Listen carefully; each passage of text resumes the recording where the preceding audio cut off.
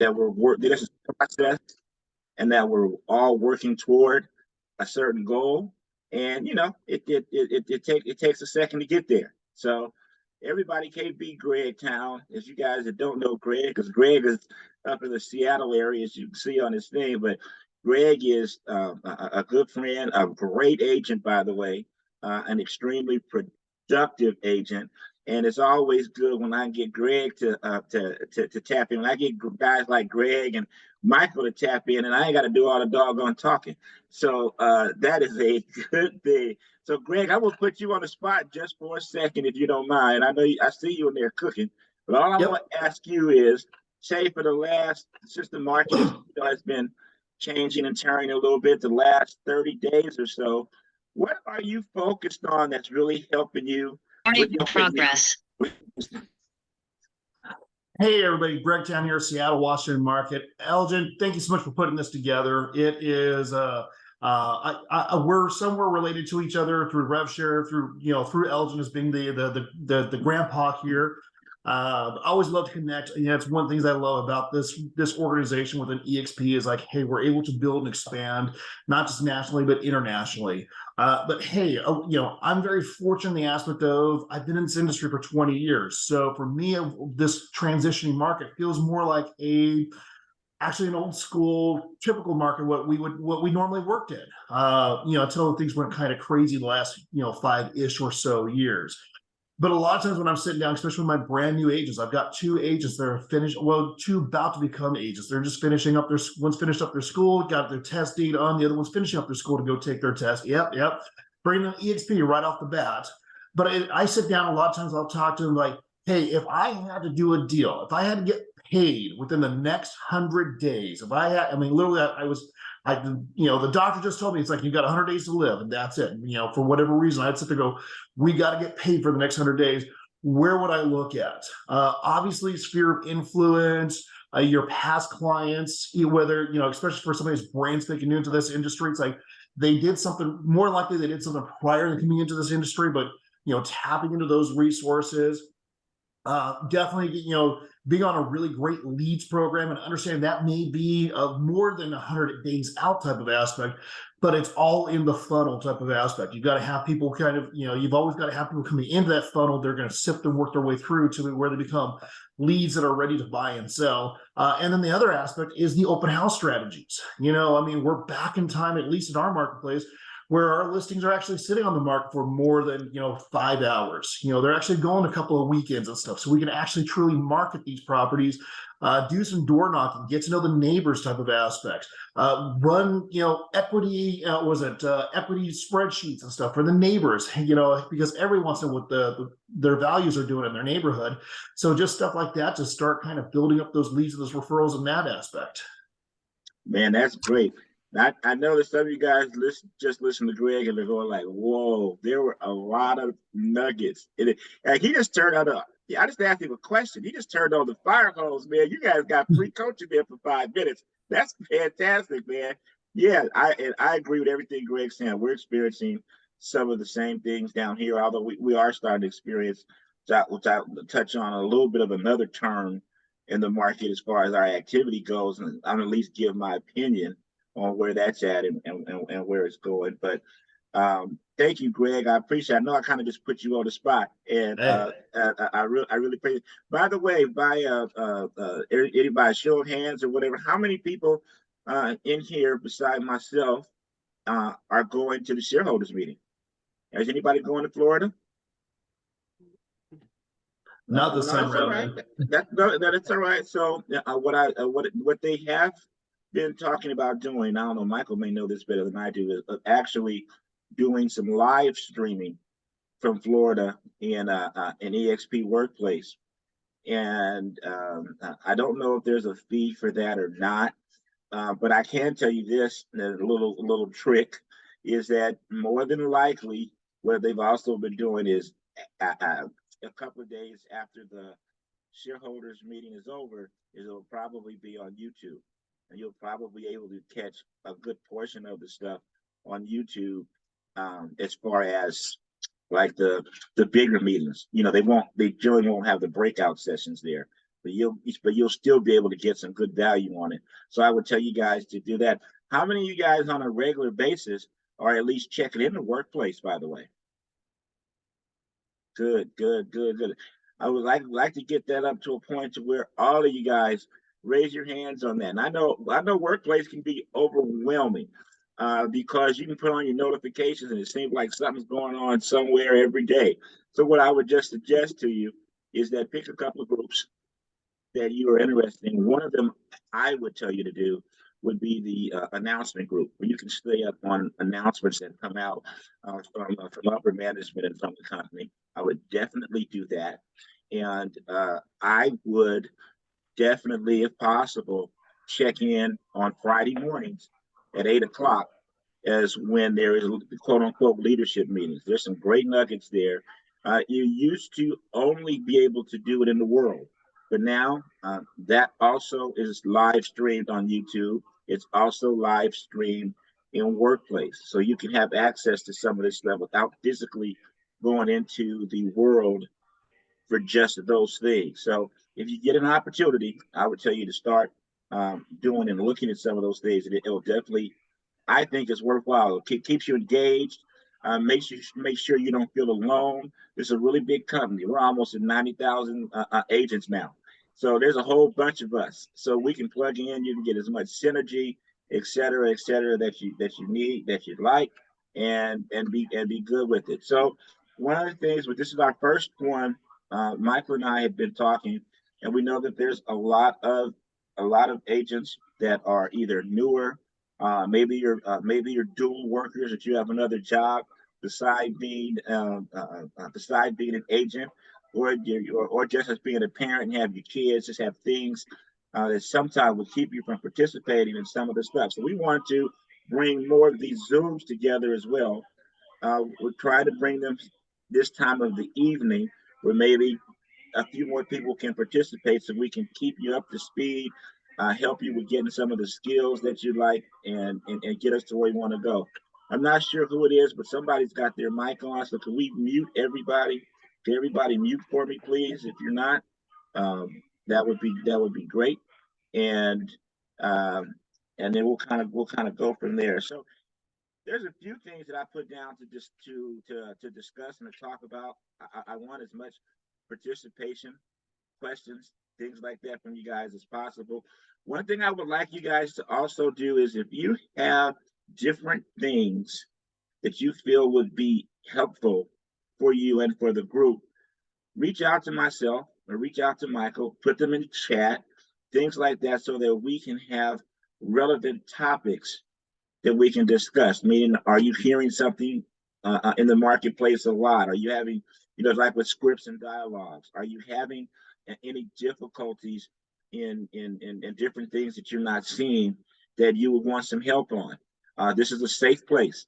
I want this to be a place where we can all speak things that are going on in the marketplace, that there is no bad questions. There's no usually 100% right answer. Yeah, there'll be certain things that maybe from experience that we're all able to help and assist each other and move forward. So if you guys can do that for me, we want to come up with some great good topics and kind of go from there. So one of the things I wanted to start off with, though, and it's funny because Greg kind of hit this point, and at least for us recently, how did you guys, when you started, maybe even just go take this thing back about 3 or 4, let's just say 4 or 5 months ago, and it really kind of seemed dead in the marketplace. Like there didn't seem like there were a lot of sales. It didn't seem like there was a lot going on, and you maybe even started feeling like, oh, I got into real estate at the wrong time. Or for those of us that have been around a while, like, why am I still doing this? Whatever the case may be, right? Anybody else feel that way beside me? Anybody else seeing that? Yeah, yeah, yeah, yeah. Let me ask you a question. The last month or so, has anybody seen a difference in that? Has anybody seen a change in the activity in the marketplace? Oh, yeah. Absolutely, huh? You guys are seeing it too? I'll tell you, one of the things that we've noticed is that the blessing that the last, I don't know, three opportunities, three transactions that we put together, Florida and I put together, and kind of what we're saying is that the marketplace has gotten really active again. And when I'm in some of the other mastermind groups and talking with some other people, I mean, we are at the point that we're seeing, well, all of the last transactions we just put together, all of them were in multiple offers. All of them. Um, all of them went above list price. Now, it wasn't as bad as it was a year or so ago, but all of a sudden you're starting to see the same type of activity that we've seen. And, you know, we all have some different theories on that. I'd like to maybe get somebody's opinion right now. Why do you think that that is so? What's your opinion on why the marketplace may have improved, or excuse me, because it depends upon what side of the ledger you're on. If you're on the buyer side or the seller side, when you say the word improved. So let's just say that the market has maybe changed a little bit.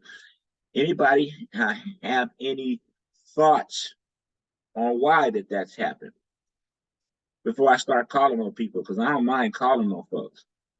Well, You know, okay, so I have the opinion that I would have, just from my small personal experience, is that the sellers are seeing that the market has changed, and so they're willing to be more realistic with their prices.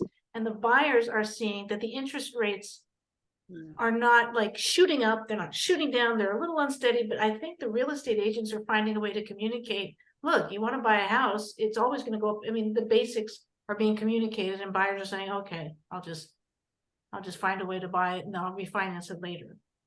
absolutely. No, listen, that's a great opinion. I see somebody here with their hand up, Christina.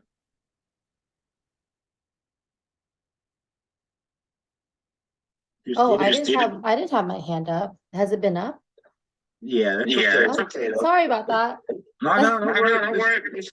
If that's the worst thing you do on this call, we're going to be just fine. Don't worry about it at all. Don't worry about it. Anybody else have an opinion before I start talking? I think here in Ventura, I'm seeing just the lack of inventory. There's still just not enough inventory. So the transactions that I've had in the last few months have also been multiple offers. Not a huge amount over list price, but a hair over.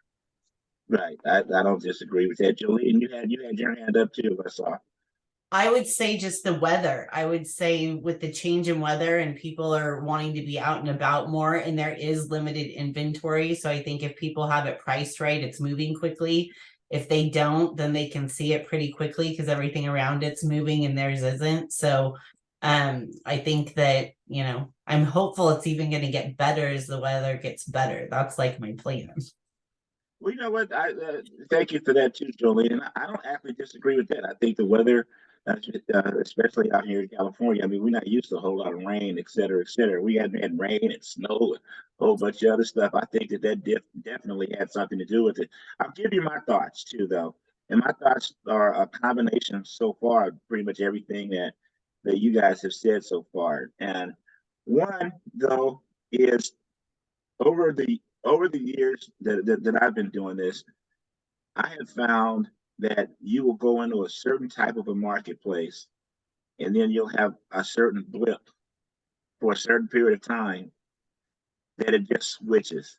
It doesn't mean it switches for a long period of time. Like, it would not surprise me if 3, 4, 5 months from now, if that, or not even maybe that long, maybe after the summer, that all of a sudden you'll hear and you'll see or feel that the market has changed a little bit again, that maybe it gets a little bit slower. Now, obviously, there are economic factors that are going to make a difference either way. But to me, from some previous experiences, that's what it feels like. It also feels like, to me, what I'm seeing is that since a lot of the people that own homes right now that are selling have a real need to sell. You don't really see as many people out there that are just testing the water. You can always think that I'm testing the waters.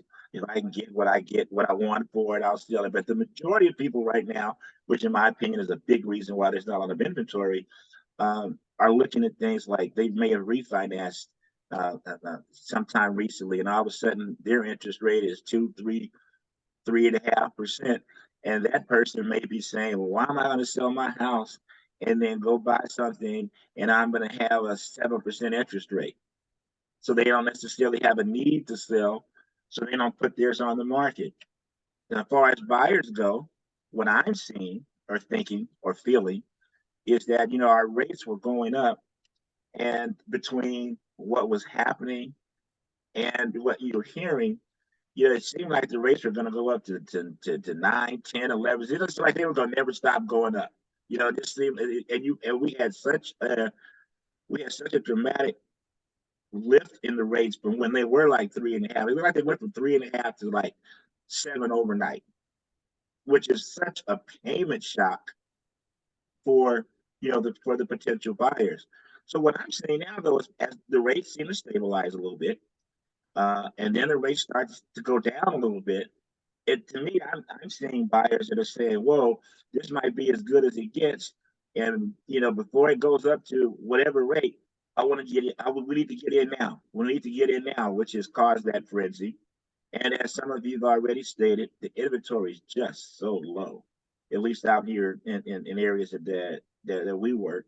It's lower than it's lower than it was when the market, quote unquote, was really going off. Now, what I'm seeing the multiple offers. I'm not seeing, and you guys can tell me if you're seeing anything different. I'm not seeing it in the same sense that the prices are way above what the list prices are. Like, I've seen the prices come down obviously quite a bit from where they were at one point, but it seems like we're getting back up to that other level. But I'm not seeing like appraisal contingencies removed. I'm not seeing the sellers necessarily being unreasonable with the physical inspection. Like we are situations where you're getting sellers that are open to understand that they may have to do some things, they may have to fix some things. That seems to, at least something I'm experiencing. I don't know if you guys are experiencing that or not. And needless to say, we've had in our last couple of transactions too, is you're seeing some of the sellers assist in some of the closing costs. Just seeing it to be just a little bit more workable. Now I know some of the mastermind groups I'm in, some of my colleagues are telling me that they've gotten some offers that they're gonna shake their head at, that they're so far above the list price. But I have not seen that as much. So my personal opinion of that is, I don't know how long this lasts. Meaning, I personally think this is a short-lived blip in the market, meaning that we were so slow overall compared to where we were at, that right now it appears that it's, as far as the theory about the weather being good, we are into the spring. We are starting the traditional times of the year where we're normally pretty busy. School's going to be out soon. All my kids are grown, so I forgot what day they get out, but I know they're getting out soon. And and as we traditionally know, our market tends to pick up at peak moments during that time, through the end of the summer. So that's at least what I'm seeing. Is anybody else seeing anything different than what I'm seeing? No, not really. I think it's that. And then in California, I think we just got a little shot because of that loan program that everybody advertised. And whether people qualified for it or not, it just put the word out there and got people thinking, where they were like, oh, okay, maybe a possibility. And all they need is, that possibility. And who knows if they went with a different program or not, but just having them with the mindset that this is possible. And I think that's something, that was huge there too. So you know what, Michael, I agree with that. I forgot about this. How many of you guys, and just throw your hands up, did see that? It seemed like everybody, it was talking about the Dream Home program, 20%, 20% they would give you the money, and Cal, anybody ever see that program? You're pretty much getting in with no money and an equity share and all that. Yeah, wasn't that crazy? And it lasted what? I think it lasted like what 3 days. I mean, it seemed like oh, it's gonna be the money was gonna last. I know that at that particular point, it was funny. Pilar was showing one of our kids' homes. Look at their first home because the program came out, and I mean, we couldn't catch a breath fast enough, and all the money's going. It was like whoa. So, which was crazy, crazy, crazy. That's a good point, Michael. Yeah. So seemed like people were thirsty to get to it, and so somebody tickled their fancy enough a little bit to where they went ahead and people were jumping in. Anybody else have an opinion on that? So the one of the things on why I actually brought all that up was I brought all that up with this is if you guys may have seen, I've been saying something to some of the other agents as well, and agents in our success team, that have talked to me is that I'm using like an old school term. Some of y'all know this. Some of y'all will laugh when I say it. Is that if you stay ready, you don't have to get ready. Now, what do I mean by that? I mean that when the market was slower, how many of us weren't really doing what we should have been doing or what we normally would have been doing at that particular time, as far as our lead generation, whatever we're doing to build our databases, build our systems, have ourselves prepared for when the market began to turn. See, some of you have heard me say this as well, is that in my opinion, real estate is not a very sexy business. The only thing sexy about real estate is the check. Everything else is work. Everything else is a grind. Tell you guys something, and remember this, is that if you ever, whether you've been really successful, a little bit successful, or just felt better about yourself, and then you go through a lull, and like you wake up now and you say, God, as these homes are selling, and people are selling, and things are going in, and how come it's not me? Look back 90 days to what you were doing 90 days before today. If you look back to what you were doing 90 days before today, you will understand why you're either really busy or why you're not. We're in a business that the majority of the time, you do not have instant gratification of actually receiving a commission check. I mean, think about it. If right now, all of us, while we're on this Zoom call, sold a house, I ain't gonna say ain't nobody, but I'm gonna say ain't too many of us would get a check today. It doesn't work that way in our business. Our business is we're cultivating relationships, we're working towards something, and we have to do a lot of things before we actually get the snowball going to where we begin to have the pipeline full to where we get the opportunities to help the buyers and the sellers. So what that means is it's almost like being an athlete. Whereas you think about it, there's a whole lot of practice. There's a whole lot of training. There's a whole lot of stuff that you do just for those few moments when the lights are on. You don't just get to go into the game. You don't walk into the season. You go to the championship. You don't go in there. You have any other thing. Well, it's the same thing with us in our business. So you have to change your mindset to what's a win and what's not. See, like to me, let's say that in your schedule is I'm going to do some sort of lead generation every day from, I don't know, 9 to 10, whatever the situation is.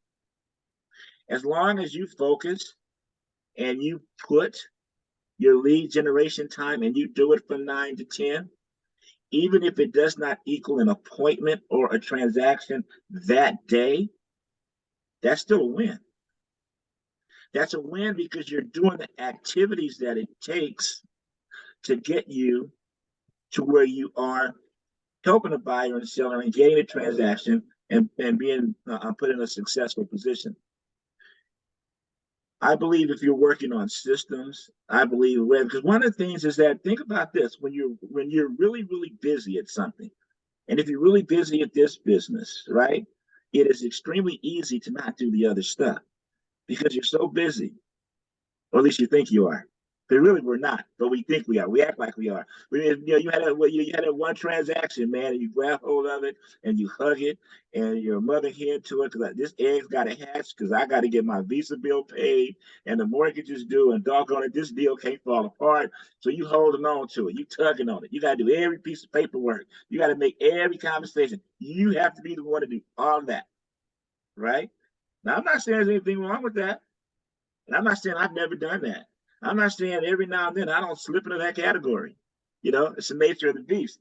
But you get yourself out of it. You have to understand what is it I need to do to get in this position to have these opportunities. And then what happens though, if you're blessed enough, or I should say when you're blessed enough, because we're doing the right things, it's going to happen. You have multiple transactions. Lord have mercy. I got 2 clients going. I got 2 deals going at the same time. And it feels like you got 500 deals going. But you keep doing the right things. So now you got 5, 10 deals going at the same time. And you're pulling your hair out. And you know what you're not doing when you get to that point? You're not doing the stuff that you were doing that got you to that. So now what happens? All the transactions close. Let's say they all close successfully. Then you're sitting around looking like, I don't have nothing else to do. All my deals are closed. I got money, but what kind of money is coming in next month? See, you want to get to the point to where you're really consistent to this, so that you have continuous cash flow opportunities. The activities that you do to get the appointments, to get into certain positions, are honestly more important than the stuff you do to get people into escrow and to actually have a successful closing. One thing that I learned a long time ago in this business, and for a couple of my older timers on here, my John Sullivan Snakes, but showing up John, and obviously my boss man Greg, and Michael heard me say this enough, and he's like an old soul because all the business he does, even though he hasn't been in business that long, is escrows. Escrows do one of 2 things. They close or they fall out. No matter what they do, you need another one. If it closes, you need another one because you need to have continuous money coming in. If it falls out, you really need money because no matter what we say, you'd have spent the money before it came.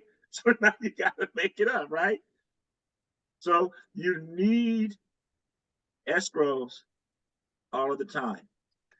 I would challenge you guys, and some of you guys have heard me say this before, is I think that one of the biggest things that you have to do is you have to continuously add to work your database. Now you heard Greg say this earlier, one of the like 20 nuggets he dropped in like 30 seconds, right? You have got to add to your database, and don't add to your database and it's just sitting there. I mean, you got to add to your database and work your database. You have to work your database, because if you're adding people to your database and you're working your database, when you have blips in the marketplace like this, those people are getting ready. They're getting ready. And all of a sudden now, for this moment of time, or if the market, or even if the market has completely turned and shifted back to being as hot as it was previously, and you wonder how those people get hot.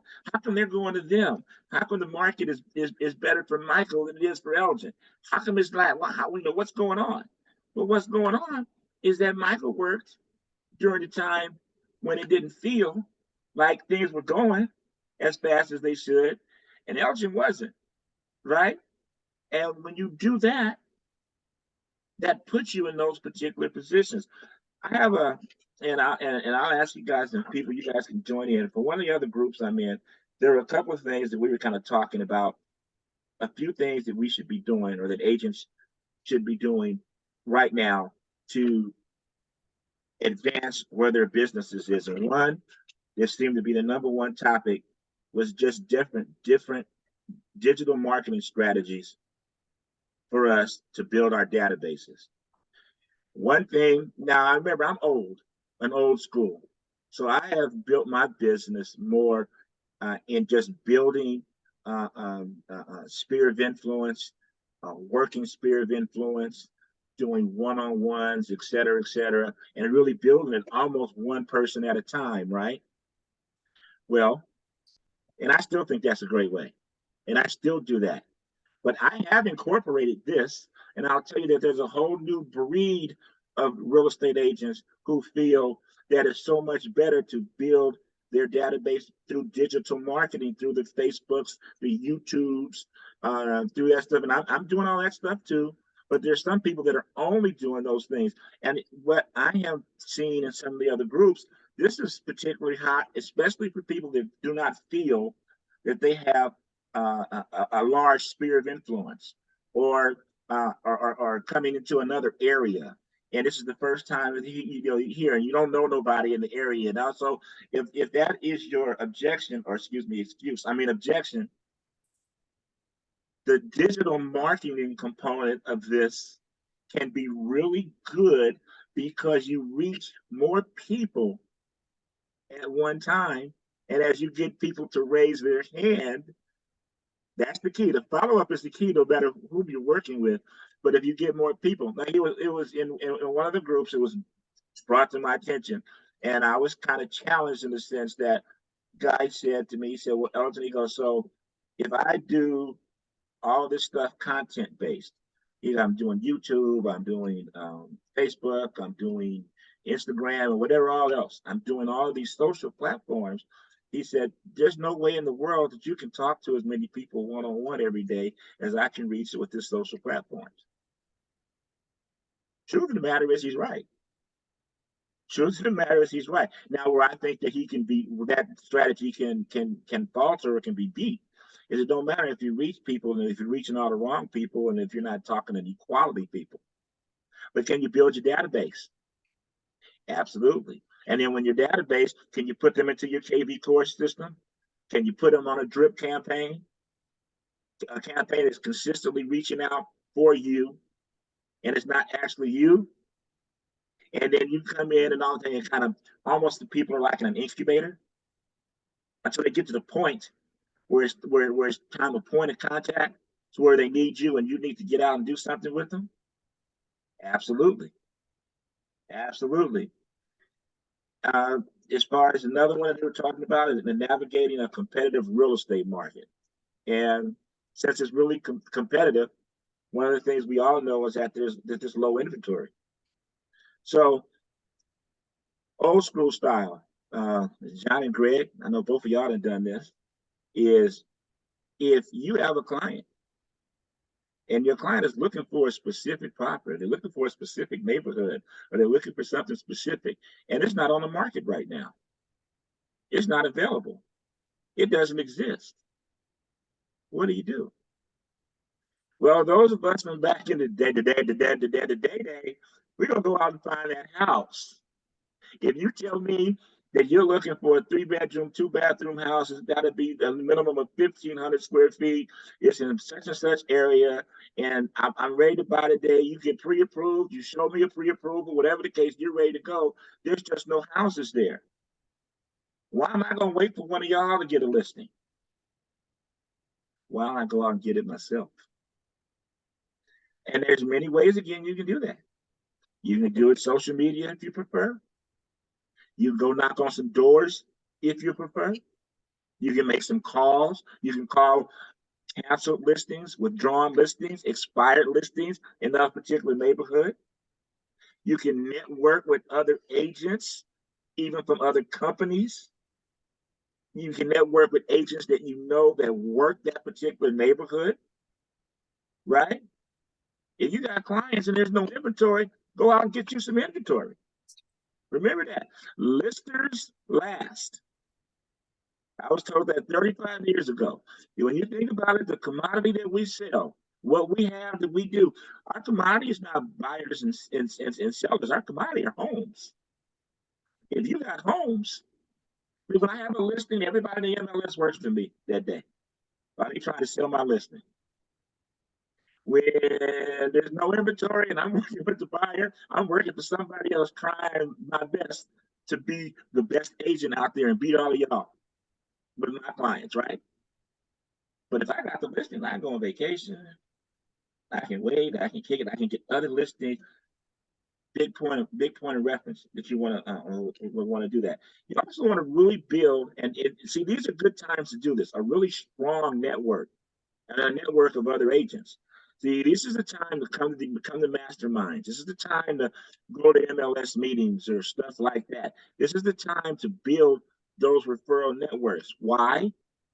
One is because you'll get opportunities that other people won't get by just waiting and looking at stuff in the MLS because you're building a relationship. Like I would hope that if there's an agent out there that you guys have, when you guys have a home for sale, and there's another agent out there that is looking to get their client into a listing that you have, and let's say I happen to have a client for the same listing, and that price, terms, et cetera, are equal, I would hope that you guys would do your best to get my offer accepted.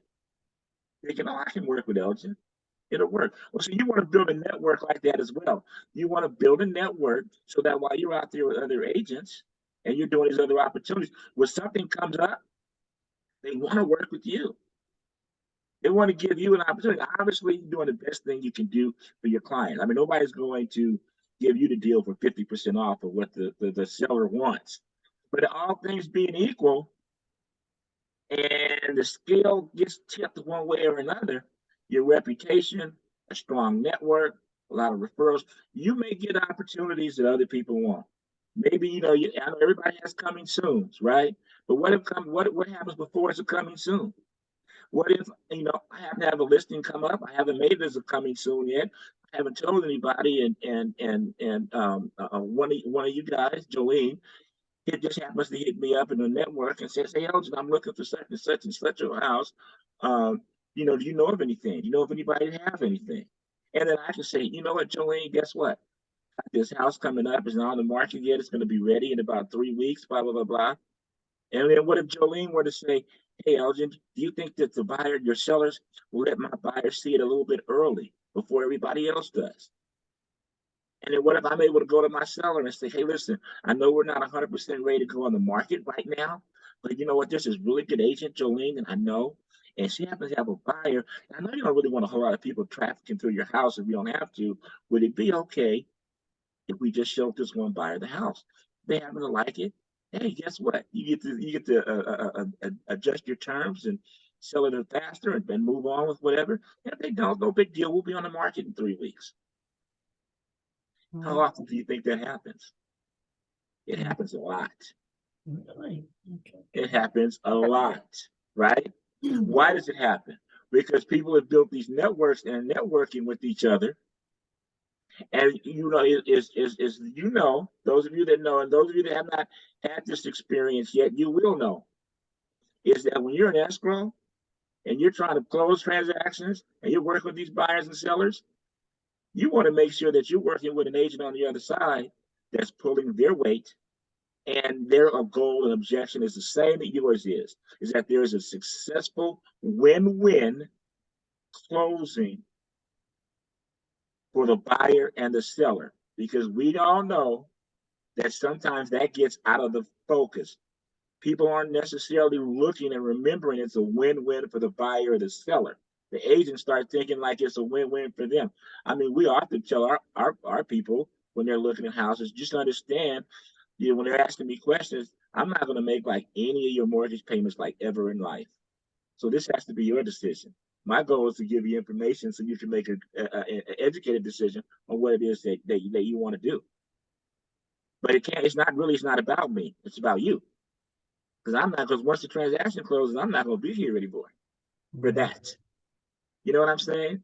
I don't want an adversarial situation with another real estate agent if I can have a smoother transaction that both the buyer and the seller win, and we go through the days. Because think about it, if you guys remember maybe the last time that you bought a home, think about how stressful it was. I mean, it's drama, man. That's drama. If you want to find out what your buyers and sellers are going through, go out and buy another house.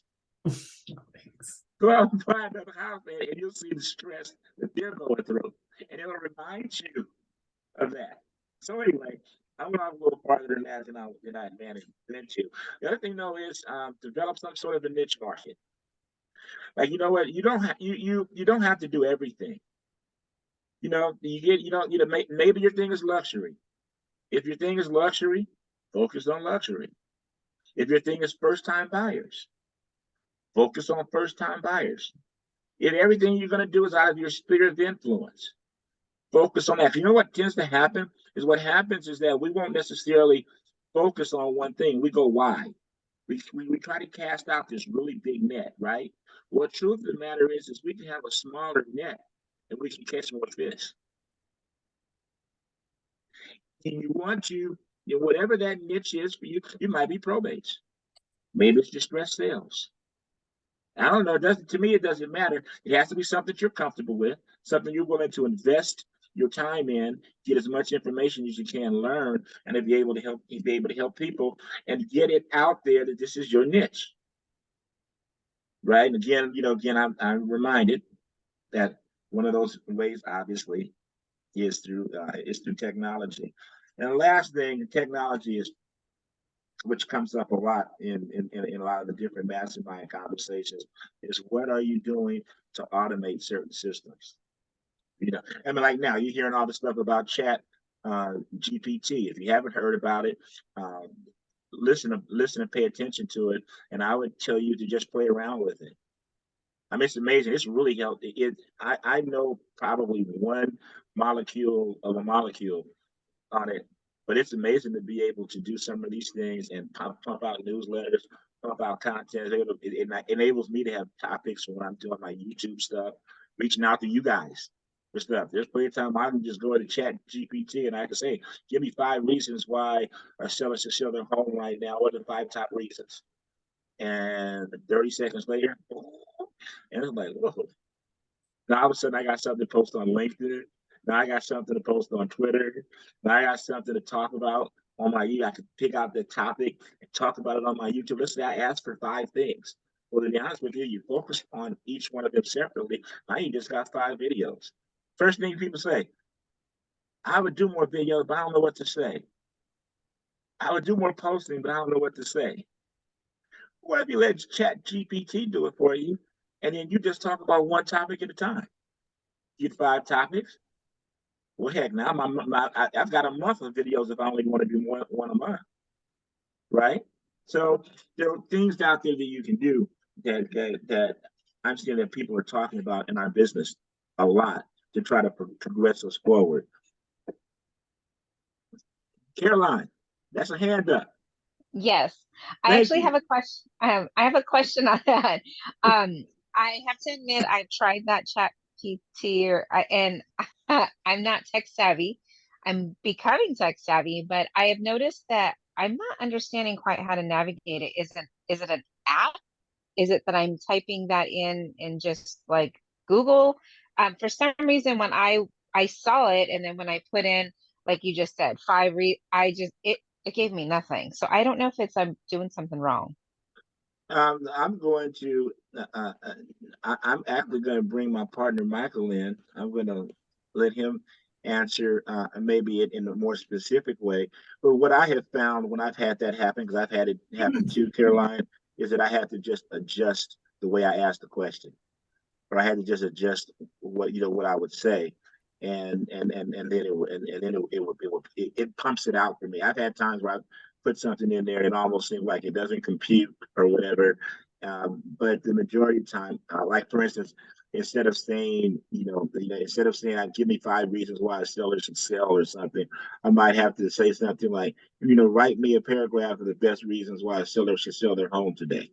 or something like that, and play with the wording on the question that you asked, and it'll pump it out. Michael, do you have any suggestions for that make it easier?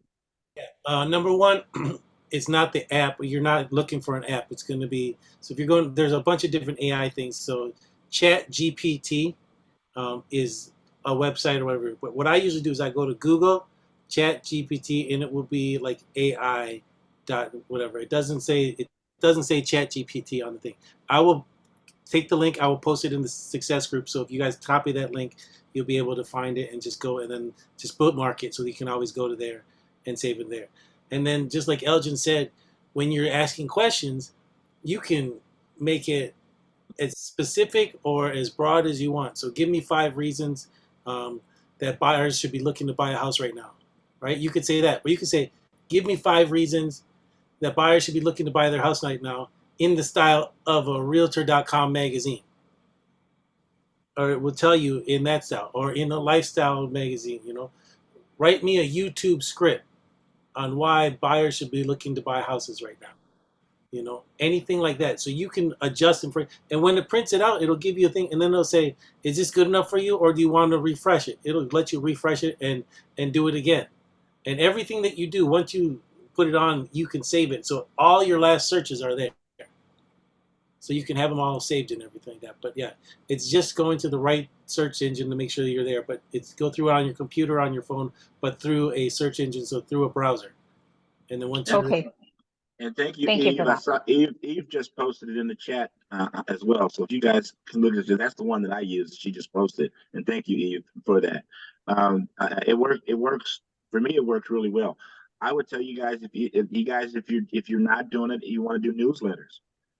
This is a great way to come up with newsletter content, and especially if it's newsletters that you want to do online that you can use and not cost you. I mean, this is free.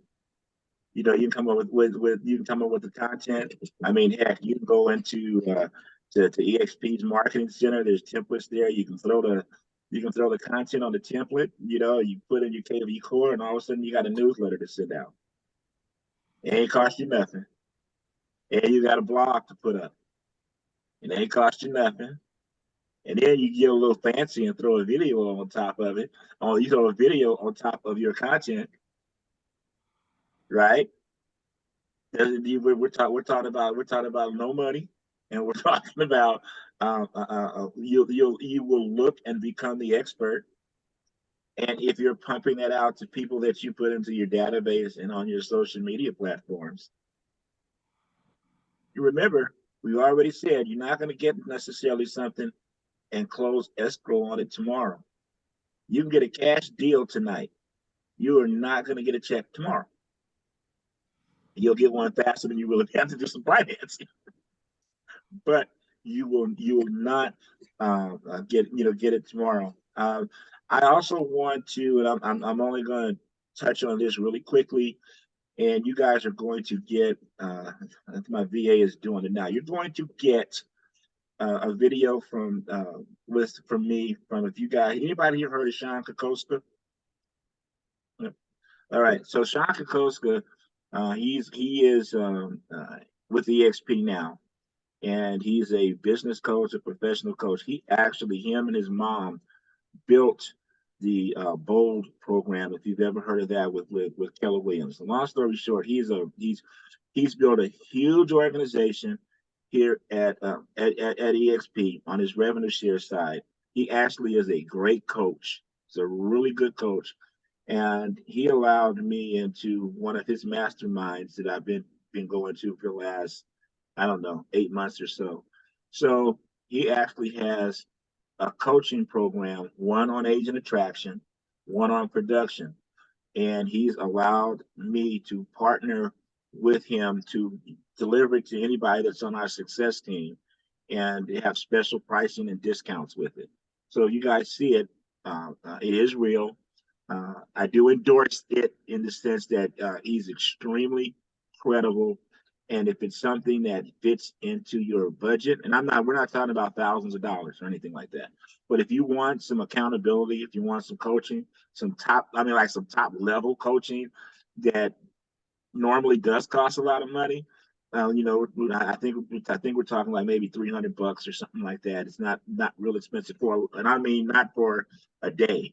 I mean for an actual coaching plan program where you're going to have homework. Greg, it's a lot like it's not maps coaching, but yeah, it's similar. It's similar because because Sean's all into. And the other thing is, none of us are in Sean's line. None of us are in his revenue share line. This is just with something else where you can see the collaboration at EXP where everybody helps everybody and all that type of stuff. So if you ever wanted to look at some high level coaching and you thought maybe it was too expensive or maybe you can't fit around your time or any of that type of stuff, take a look at it, see if it fits.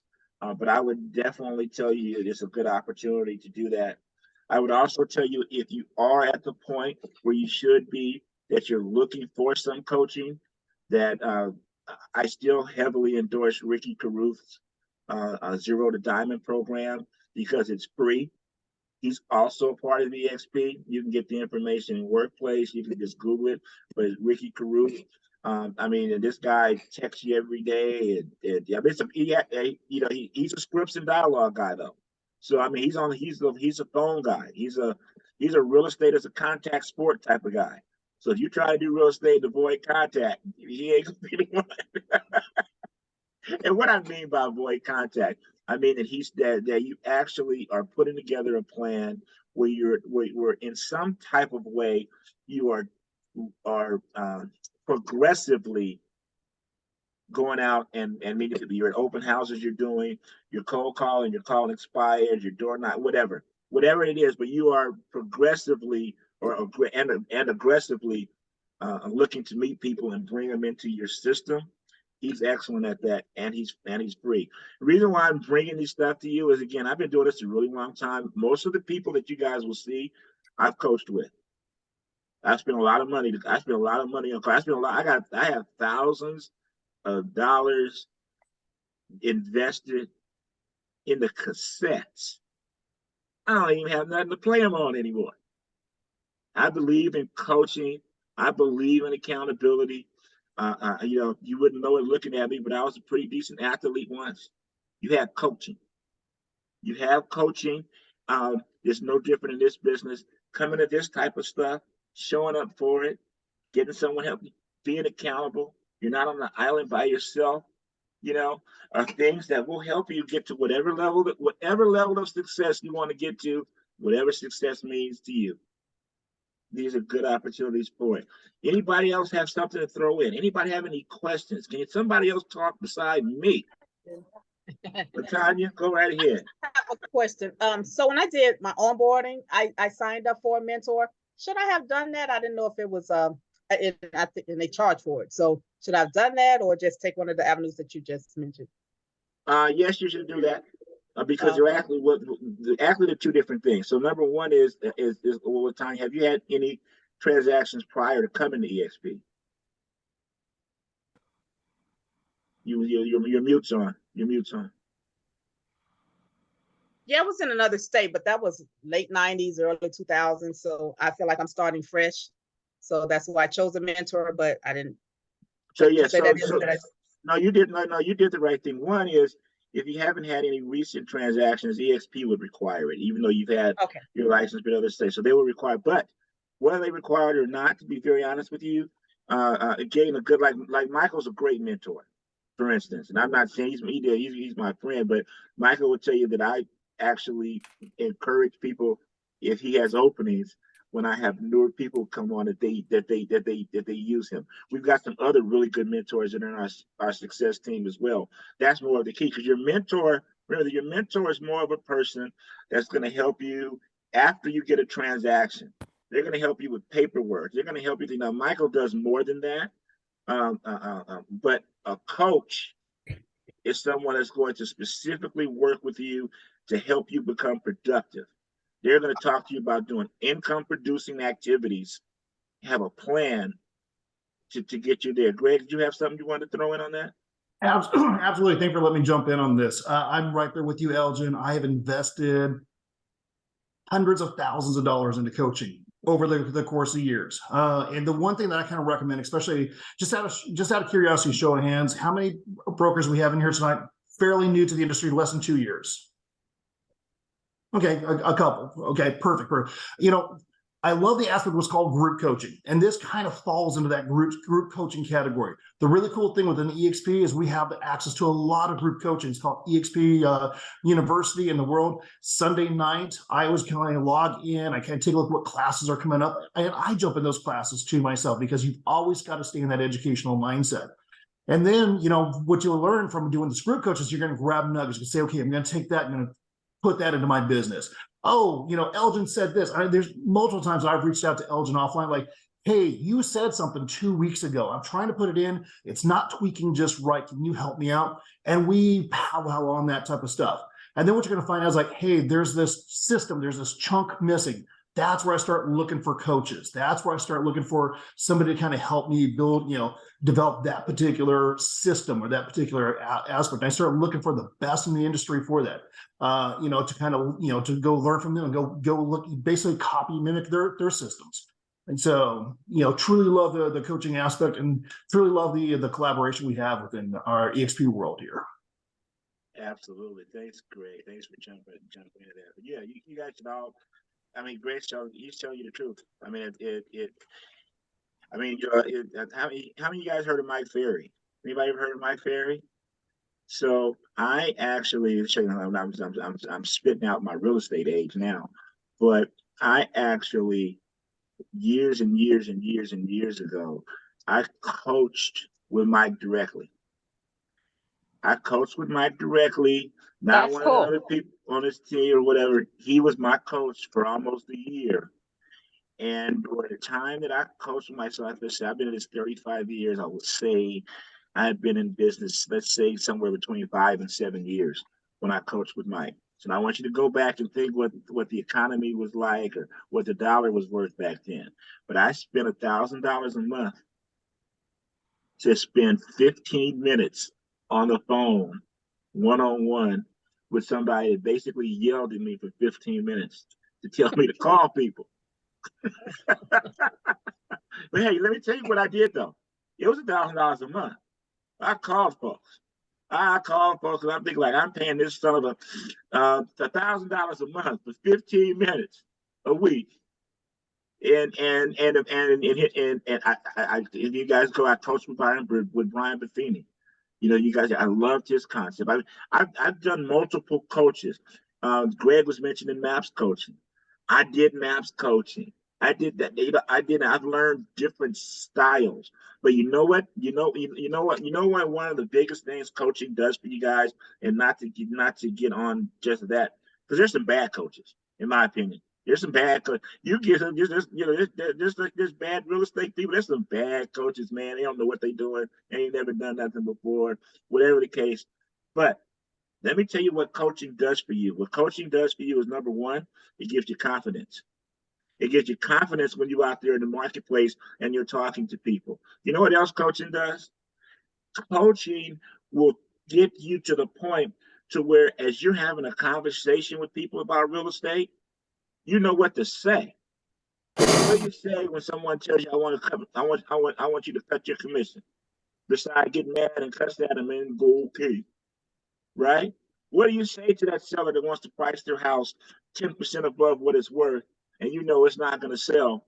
And if you take it, you're going to sit there and just be spending money with it all day. What do you say to that buyer that says, well, I know the market is going down right now, and we're going to have a whole bunch of foreclosures pretty soon because can't nobody buy nothing because the interest rate's so high? What do you tell that buyer? Right? What do you tell them in these real life conversations? How do you get that knowledge and information? It's from coming to stuff like this. It's from coming to coaching. And you know what happens? You develop a mental Rolodex of what to say. Because I'll ask Greg and instance and anyone else here that's been in business for a minute, guess what? The objections don't change. Well, I do agree with coaching. I am working with coaches in other areas, in different industries, and I just didn't know if it was overkill since I'm working with Mike's group and doing the meetings. So I didn't know if that was something I was opposed to. applied for, or if it was just something that they were offered. But I do agree with coaching. I said with Mike, I didn't know if that was considered enough coaching. Yeah, you know what? And I know that we've gone a little bit over an hour, so I'm going to let everybody get out. I'm just on here for a few minutes if you have questions and want to talk. But I don't, Tanya, that I don't believe that you can get over coached, and I don't think that you can get too much information. Now, what I will say to that though is you don't want to get to a point to where you're on information overload and you become paralyzed and you don't do any work. So if the choice is rolling up your sleeves and getting out there and doing some work or doing some coaching, go get the work done. Get the work done. At the end of the day, we need to talk to as many people that are willing to do some real estate as well. But I think that coaching and information really helps. And confidence is a big thing in this business. Confidence, and we all get it. Well, you'll have that one, you'll have a client, or you'll be in that situation, and you're not sure if you're giving them the right advice or not. Or the client, you got to remember that the client goes to objection school. So the client goes to objection school because their job is to try to give us reasons why they shouldn't buy or sell. Our job is to give them the education where they make the right decision on whether they should buy or sell. If someone don't have no edge, if they don't, it's going to be very rare that you're going to have opportunities in this business where everybody's just going to say, okay, and I'm good, and they're not going to ask any questions. So you just want to be prepared to where you can answer them in an educated way, and then they can make the decision. Because a lot of times they're just looking for you for validation. They're looking for you for validation to make sure that they're making the right decisions. I had a guy a couple of years. Well, I don't know. I guess, man, the years seem to go all together. And my style, as you guys probably know, this is a little bit different. I'm a little blunt. You think I kind of like maybe just kind of say stuff sometimes. But I had a guy, an investor. And probably was actually, I said maybe it was last year now. We had an investor, and he was talking to me, and I was having one of those days where I didn't feel like being as accommodating. He just happened to start telling me about how he had sold 10 houses, and he knows what to do, and I done bought and sold 10 houses, and basically I'm not going to pay you your commission, that whole thing, right? So after he finished on this little dialogue, I just kind of politely told him, I said, 10 houses, huh? I said, that's cute. I've been doing this 35 years. I've been involved in over 1,100 transactions. Probably got a little bit more experience than you. What do you think? I know everybody may not say it that way, or somebody's like, "Ooh, you told him that." Well, yeah, but you know why I said that to him? You know what the difference is with me right now for something like that versus where you may be?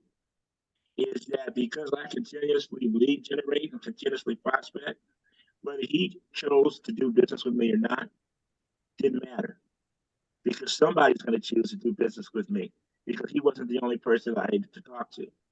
What has to happen though is you get a confidence level where you feel that way, even if it's true. I mean, I don't have a mortgage payment, things like that. It's not that I don't quote unquote need to make money, but I cannot act like and take a position from my business like I need you more than that I need you more than you need me. You came to me as a professional. You needed some assistance. If you came to me as a professional and I'm the professional, let me be the professional. Now, if that doesn't work for you, listen, there's no harm, no foul. Everybody I do business with ain't coming over for dinner. And I'm here to help solve your need and hopefully provide you with what you're looking to do. So, anybody else have any questions or anything like that? Is there anything I can answer? Anybody want to chime in before we jump on? Let me just. I hope you got. Oh, go ahead, Michael. I'm sorry. I just want to just point out a couple things just so you guys know that are there that we're doing still. You guys, every Wednesday, everybody's welcome. I do a script practice, half an hour, on my Zoom link. We'll post it in the thing. Come in, you'll learn. We just practice the script. We make a recording. We send it out. On Tuesdays, right at 10 a.m., we do a power hour, just like this Zoom. Everybody logs in, right? Put your phone on mute, and we make our calls. It's accountability. I'd love to see anybody here that, you're going to be prospecting anyways. come in and join. And if you have a question, it's a great opportunity, right? Everybody's on mute, so nobody's bothering, but something might come up, and who knows if there's an Elgin there, if I'm there, if John's there, if somebody else is there, you can say, hey, I've got something. Is there anybody that free got a minute? I got a quick question. Otherwise, I've got somebody, hey, I'm looking up in Paradise. Well, great. You know what? Jolene's actually on my call. I can make that live transfer or something. But you have the accountability. So come in and share and just take the opportunity of getting to know everybody and networking. Like Elgin said earlier, if I'm on this thing and I'm making calls and, all of a sudden I have a transaction and I have a listing and Latanya comes writes an offer for me and I've seen her making these calls, do you think I feel a little bit closer to her and maybe I make that connection, say, let's see what we can do. As long as that offers, fair and equal to something else, then let's see if we can't get her offer accepted rather than somebody else's. So, but just, start coming into it. I know we're going to do some more of these, Elgin, if you want to tell a little bit more about where else we're going, but these are some things that we can do to network that are just going to be available for everybody as well. So what, real quick, Michael, let me ask you a question. How much do you charge them to do that? Oh, no, everything I do here, I do for you guys just to support you. So what I want you guys to do, well, of course I knew that was the answer. The reason why I want to tell you that is as we're talking about coaching and we're talking about things, do you know that there are people right there, right now, that will tell you that it will give you less value than what he just said he's already doing at no cost, but they'll charge you for it. Then there lies my question.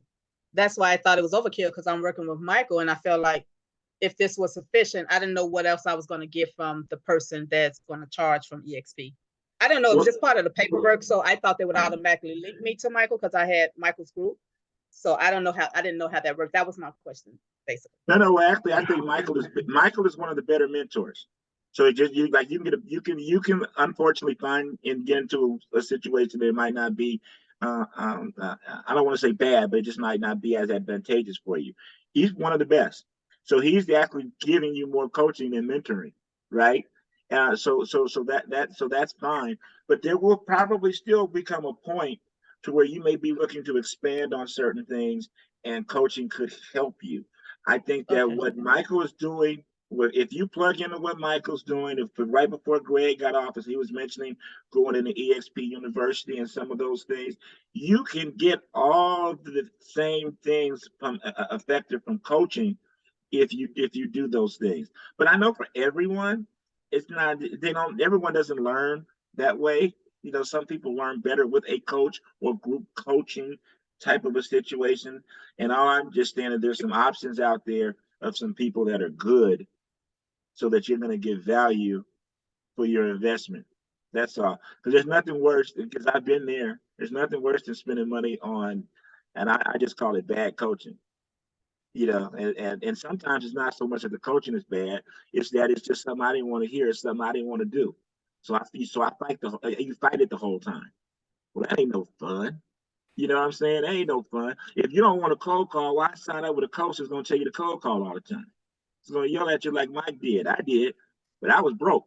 So I took the yelling, and it was like, get out. That was just like that's like the basketball coach would tell me, you need to shoot 500 shots a day for the next 6 months, or you're not going to play on the team next year. I hated it, and I shot 500 shots every day because that was where I was at. Now, by the same token, that might not be your personality. So you find a coach that is with a personality or with some systems that work for you. But particularly in the beginning, you cannot go wrong with Michael. You guys should always reach out to me. I'm available. If you have some questions, you want to go back and forth on something, some scripts, some dialogues, whatever it takes. We want to be here because we want all you guys to succeed, like we were talking about in the beginning. You are not alone. I don't want anybody on our success team to feel that they're all alone. And if you have other people that maybe not a part of our success team, maybe you've got agents that are friends of yours or something that are other companies. Maybe you're trying to do some agent attraction and you haven't figured a way out yet that you want to bring them into something where they can see what we're all about. We're open to everybody. And I'll talk to anybody. So, but anyway, so you'll start seeing the schedule. The goal is to try to get one of these in a week. Michael and I are looking at, between both of our schedules, that Wednesdays work for us in the evening a little bit better than some other days. I hope that you guys continuously come. I hope that you bring someone, because remember, this is that I am still in the trenches just like you guys are. So I'm working with buyers and sellers every day, just like you are. I'm not just doing Zooms and agent attraction or recruiting. No, right? You know, the bread is still buttered with is how many families we can help. So we're doing that all day, and then I'm trying to come and pour out to you guys in the evening. Also, Michael and I tend to do twice a month at the IHOP that's out in Valencia. We're having one training. We're starting to do an EXP explained again, to where you can bring or send people over safely, knowing nobody's gonna steal them, where they can learn a little bit more about EXP. And you don't have to be the one to spit it all over them. You let us do that and explain for them, and then send it back to you. And then they can then come to the trainings and do stuff to hopefully also build that side of you guys' business. So again, thank you guys. If there's nothing else, then again, I know we're over time, and we won't be over time the majority of the time. But I hope you guys have a great night. I hope God bless all of you guys. And remember, no matter what you're going through in life, it's just a temporary condition, because things change, but it truly is. It's a great life. I really appreciate you guys, and I'll see you guys next time. Hey, thank you, Elgin. Thanks, Elgin. Take care, guys.